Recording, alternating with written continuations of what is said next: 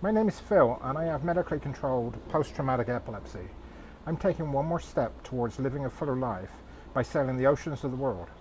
Follow the Sail for Epilepsy voyage, and I invite you to consider, is there something you can do that you haven't done before with the necessary guardrails in place?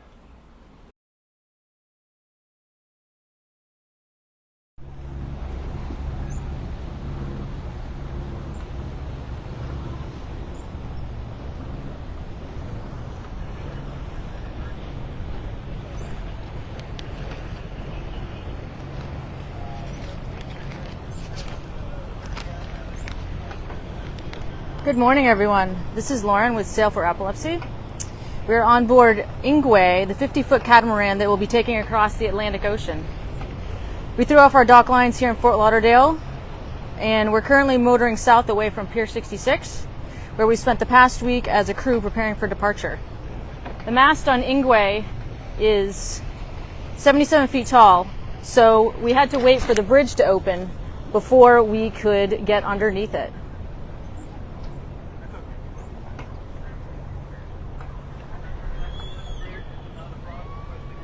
We've got some fans over there on the pier.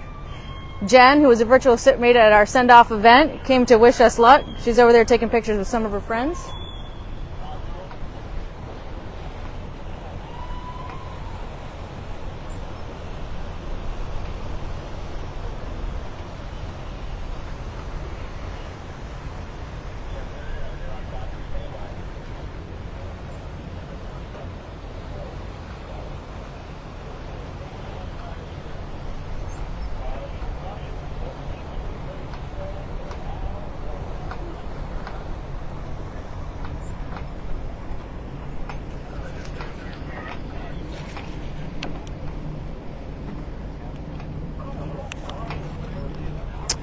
It's been a busy week. We have a crew of 5 for this voyage. Phil is skipper. He's currently at the helm. Rudy is the first mate. He's over here taking pictures of me, taking pictures of him. We've got Greg back there with Phil. He was helping Phil out with the radio comms to make sure we got through the bridge at the right time. And then over here on the port bow, we've got Emily, who's going to serve as medic for this voyage, and myself. I'm going to serve as a deckhand, and we'll be helping Phil with other primary goals for Sail for Epilepsy, which include inspiring those affected by epilepsy to take one more step towards living a fuller life. As you may know, Phil's one more step is to sail the oceans of the world, and today is another milestone as he continues this global voyage. We all arrived throughout the week, living together on shore as an initial step towards becoming a shipboard family. Emily took on the important task of planning provisions in the lead up, and we're anticipating this to be a 3-week voyage to the Azores. She and Greg then spent several hours down here getting all of our dry stores like pasta, rice, shelf-stable milk, snacks, along with all the items that would be frozen. We did a final trip to the grocery store yesterday to get all the fresh fruits and veggies. We've got the traditional apples and oranges hanging off nets off the stern. There were many other errands to run as we checked off our checklist. West Marine was a popular choice for boat supplies. We got the propane tanks topped off. We use that to cook our food. We met up with a crucial friend in Miami who'd been receiving packages for us. And last night, our final shopping trip was to Walgreens at about 10:30 after our crew dinner to pick up extra Gatorade and a power strip. It's a bit strange to realize that we won't go shopping for over 2 weeks. We'll have to use whatever we have on the boat, whether it be food or spare parts. Now that we're under the bridge, we're continuing south towards Port Everglades. You can see in front of us there's a giant cruise ship. Looks like we've got a sailboat coming out with us. There's a lot of commercial vessels here doing things with offloading containers, offloading propane. We've got a police boat coming up with us too. We've got some inbound traffic, so it's a little bit busy here. Crew is now getting all the dock lines off. We don't anticipate using them for about 3 weeks, getting the fenders stowed. We've been working with a weather forecast service called Commander's Weather, who's provided us with an initial outlook for the first week of our sail. We have a suggested route based on parameters that Phil sent to them in advance. So our goal is to maximize opportunities to sail, as we'll not be able to head over to fuel dock to get more diesel. The boat has 2 fuel tanks, each with a capacity of 100 gallons. With both engines running at about 1800 RPM, we can maintain a speed of about 6.5 knots. We expect the voyage to be about 3,200 nautical miles. So we could pop by Bermuda on the way to top off our fuel tanks, but we'd rather just continue non-stop towards the Azores. However, we also don't want to experience excessive wind or difficult sea states, so finding the best path on the weather systems is the key to our voyage. So we're anticipating sort of sneaking between a high pressure system and a low pressure system as we target a waypoint north of Bermuda. Should be a relatively easy crossing of the Gulf Stream in the next couple days, really in the next few hours. Around sunset tonight, we're going to be off the Bahamas, and we'll be keeping a close watch out for shallow water. This will give this easy crossing will give all of us a chance to get our sea legs, get used to our watch system, which is going to be 4 hours off on and 6 hours off.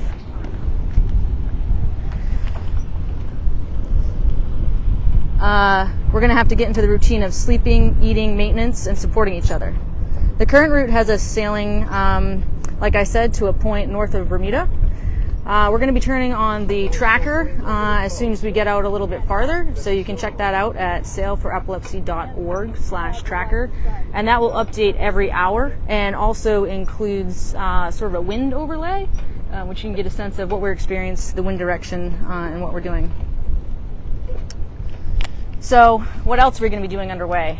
We are going to be connecting with some of our virtual shipmates. So these virtual shipmates have all taken the One More Step challenge to do something to live a fuller life. We're going to be calling them live with video, having one-on-one calls. So we're hoping to talk to a special shipmate tomorrow, getting right into the program.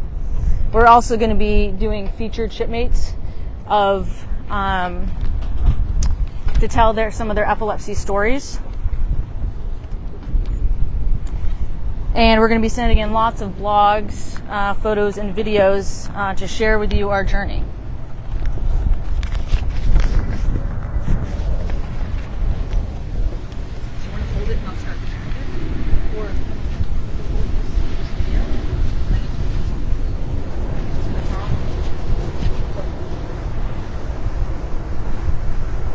Well, we're departing. We just had a beautiful disembarking from Pier 66 Marina. Nice coordination of the crew. We had a lovely time in Fort Lauderdale and met some great people. Teresa and Jenny, thank you for dropping by and for accepting the One More Step. Keep at it. I know you're going to do great things, and keep in contact with us. We'll be getting information that you send in from shore through social media, and our shore support will be sending us information, so if anyone wants to send us a message, we'll do the best we can, weather dependent, to respond. We're now heading out the main channel from Port Everglades and Fort Lauderdale. Our navigation for the day is there's a little wind, and we're going to be heading straight out. Our first navigational challenge, that's too big a word. It's something called the Gulf Stream. It's a 2 to 4 knot current of water that comes from the Gulf of Mexico up the east coast of the United States and across towards Europe. It can be a treacherous piece of water. Today it should be fine because we've been very calculating, and we're waiting for a weather window that allows the wind not to be in opposition to the current. When that happens, you get standing waves that can be then they can be a challenge. So we'll go in the Gulf Stream. We'll start then heading northeast. Our next navigational challenge is the Bahamas. We'll be going around the Bahamas sometime tonight, and we want to make sure we stay far offshore so that we don't get into any shallow ground. And we have a watch schedule for the night where we should all be taking rest. But my anticipation is we will have a lot of people wanting to be up, because tonight is the total eclipse of the moon. And it's about midnight our time when that occurs, and we all want to watch it. When you go to sea, the first night at sea is always a challenge. It's because we've been preparing for this voyage, and we're excited. So it'll be a little difficult to sleep, but that's okay. We get into a mode where by about 4 o'clock local time this afternoon, I'll start being the sleep scientist, and I'll tell people, okay, go take a nap. One of the things we do when we're sailing is we take lots of naps, and it's called polyphasic sleep. And if you have interest, have a look on the Sail for Epilepsy website or search in social media, and we've written articles about it. When you go to bed at night, you normally have something called monophasic sleep. At least if you're younger, you do. You go to sleep, and the next morning you wake up. But what we do is, if you imagine you get credit for every hour you're asleep, which takes away sleepiness. So if we say an hour at a time, be up, in fact, 90 minutes is a good time. Then be up for a little while, then another 90 minutes. But gradually you get sleep credit in the bank. We're just coming, boats are passing us, so it's getting a little choppy from their wakes. But we're now heading out, and I can see a horizon that consists of water and sky. Off to our port, at about 45 degrees off the bow, there are a series of, looks like oil tankers, various commercial vessels, and they are probably at anchor, waiting for their allocated time to come into port. Well, I don't know if you know this, but there are literally thousands of ships at sea going from where they load up to where they get rid of their cargo, and it's highly scheduled. So in Port Everglades here, there's a strict schedule when you have to bring your boat into the dock, offload, and when you got to get out again, because there's another vessel waiting to come in behind you, and if you mistime it, you get fined, and I'm told the fines are pretty hefty. So they've arrived a little early, they're at anchor, and they're waiting to come in for the allocated timing. So just going back to recap, we've been in Fort Lauderdale for a while. We got the boat some upgrades. We've had the crew down here for about a week, and we've been putting lots of safety features on the boat for offshore sailing. We take safety guardrails as critical. In everything we do, we want to be as safe as is possible while we challenge ourselves. And my one more step, of course, is sailing the oceans of the world. I know a lot of you have very many different one more steps you're taking. 1 second.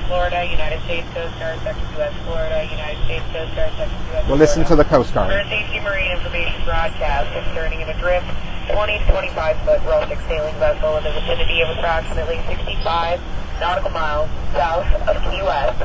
Shift and listen to channel 22 Alpha, frequency 157.1 megahertz. Out. So when we're on a sailing vessel, unlike using cell phones, we're offshore and we have VHF radios, and that was the Coast Guard. They were radioing to all the vessels in the vicinity to let them know that there's a vessel that's in distress, and they give you approximate location. A requirement for the mariner is to go and give assistance to other mariners if they're in distress. So people locally have been alerted by the Coast Guard what's going on, and they'll be, if they're in the region, they will be going to give assistance. And that is one of the safety features we have on board the boat, is lots of communication devices. So if there was a small problem we had, we would be able to use a satellite phone or other satellite communications plus VHF radios and communicate with other boats around us. And if we needed assistance, they would come to our help. Our goal is never to need to use any of these safety measures, but we have them all in place just in case. At this point, I'm going to hand you back to Lauren, because I just got to attend to a couple of items which I need to focus on, and I'll let her talk you through a bit more. In about 5 minutes, I'll be back with you.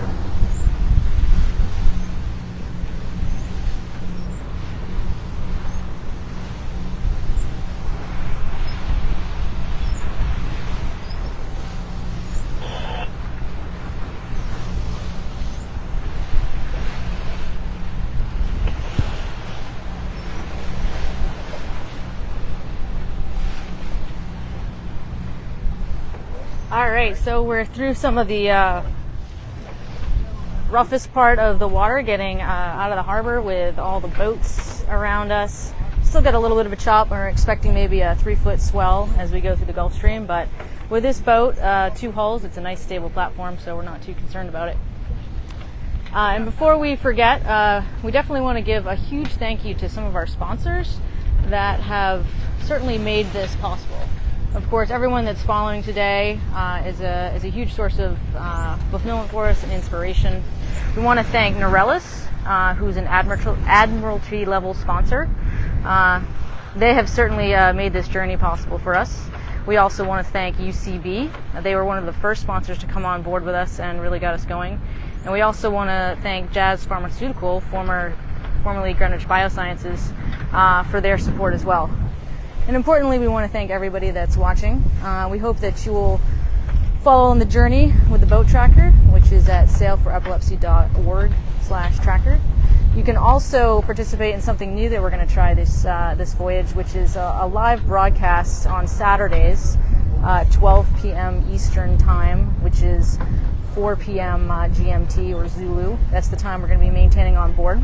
So we've all got to switch our brains to that new time zone. We have 3 clocks on board, 1 set for Eastern Time, 1 set for local time, and then 1 set for Zulu. So you can tune in on Facebook Live for that. You can submit questions in advance. You get a chance to see what's going on the boat that day, and you'll also be able to submit questions in the comments that we'll answer. So where are we going? We're headed to the Azores. We're anticipating it to take 15, 18, 21 days. It's really going to depend on how light the winds are in the coming few days. After that, the crew will swap out. The boat will continue on to Portugal. We're going to be having events in Porto, Aveiro, Lisbon, and hopefully another city farther south. We're going to take a little pause, and then we're going to be continuing on with events in Spain, Morocco, Canaries, Cape Verde, before we do another crossing back to the Caribbean to complete the Atlantic Circle.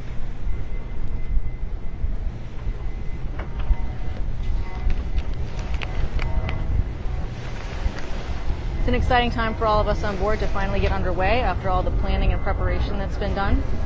None of us have actually crossed the Atlantic.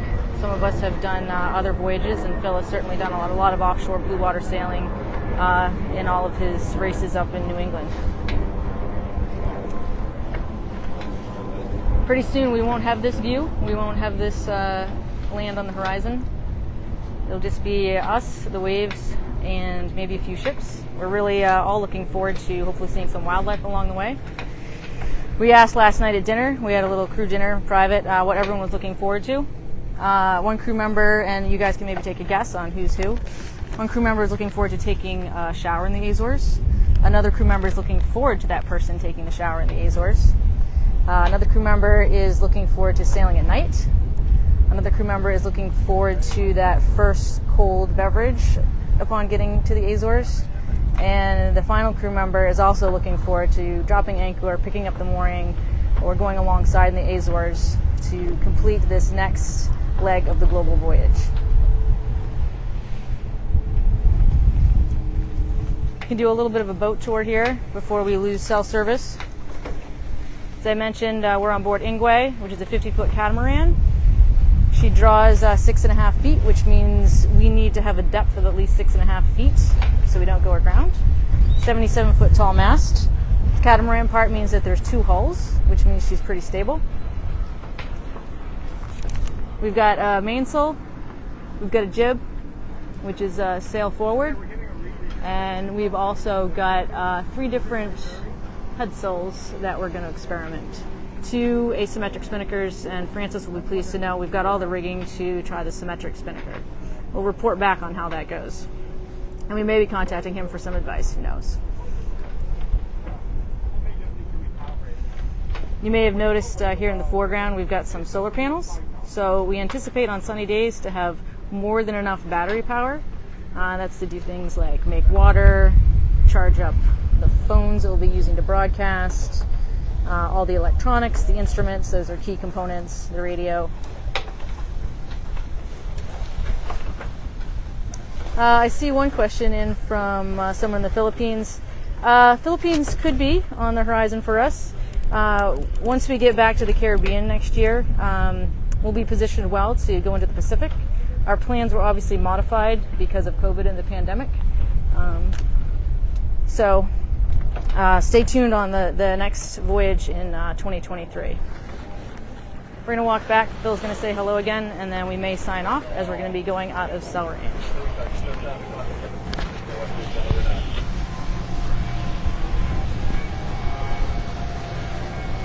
Well, we made a nice departure from Fort Lauderdale. We're just adjusting instruments, checking things are working well. Everything looks in good working order. We're going to continue straight east here for about another mile.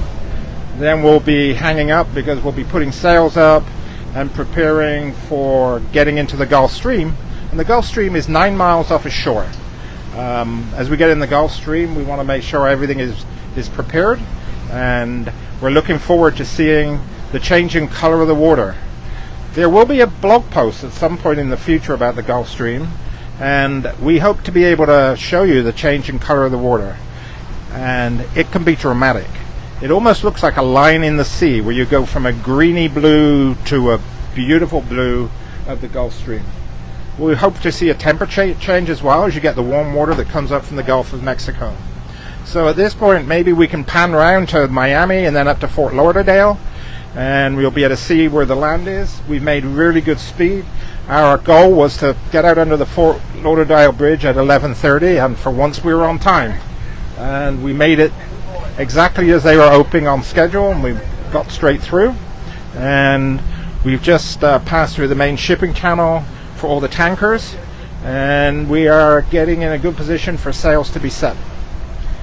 As we will be sending information back. Keep checking on the social media. And I just see one thing to alert you to. Just off of our starboard beam is a red and white buoy. That is a buoy that everyone has on their chart, and you sail, whether you're a tanker or a sailing vessel, you sail to that buoy, and that is the marker for the beginning of the channel into the harbor. Then, so if we were going into Fort Lauderdale, we'd come to this red-white buoy. Then we would align with the channel, and as you go into the channel, into the harbor, there are red and green buoys marking each side of the channel. In the United States, the thing you remember is red right returning. So when you're returning to port, the red should be on your right or on your starboard.